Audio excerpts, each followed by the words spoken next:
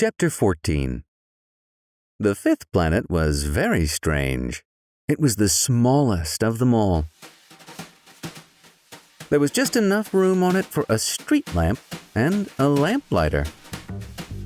The little prince was not able to reach any explanation of the use of a street lamp and a lamplighter somewhere in the heavens, on a planet which had no people and not one house. But he said to himself, nevertheless, "It may well be that this man is absurd.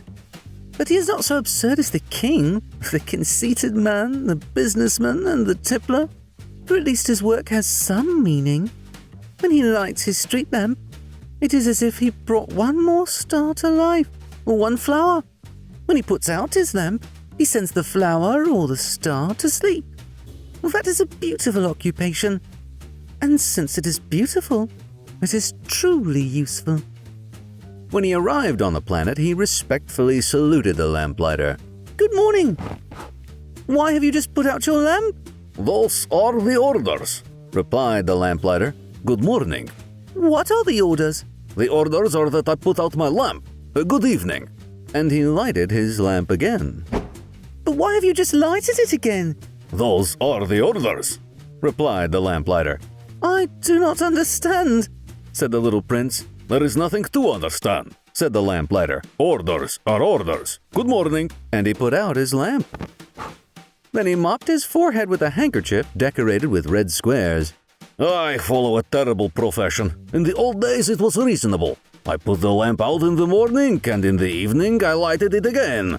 I had the rest of the day for relaxation and the rest of the night for sleep."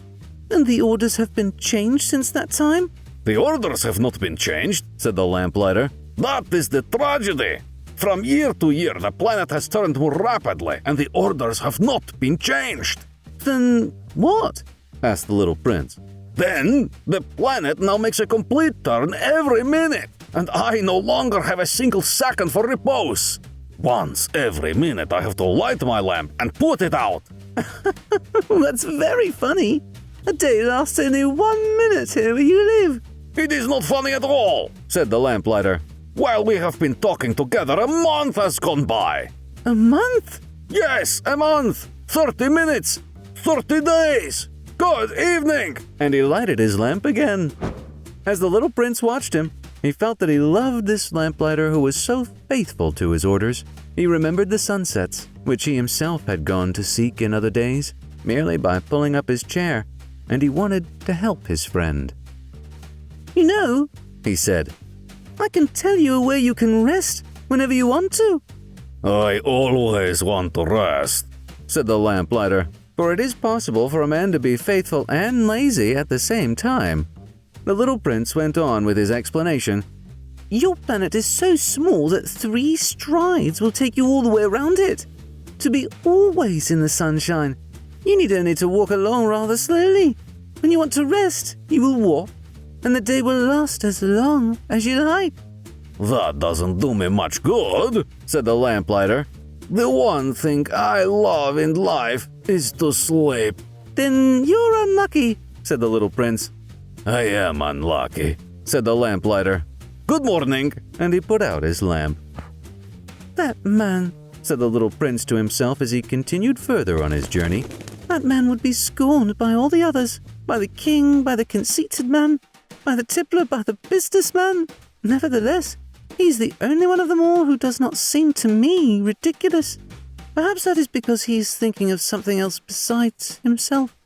He breathed a sigh of regret and said to himself again, "That man is the only one of them all whom I could have made my friend.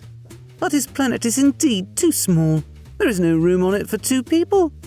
What the little prince did not dare confess was that he was sorry most of all to leave this planet, because it was blessed every day with 1,440 sunsets.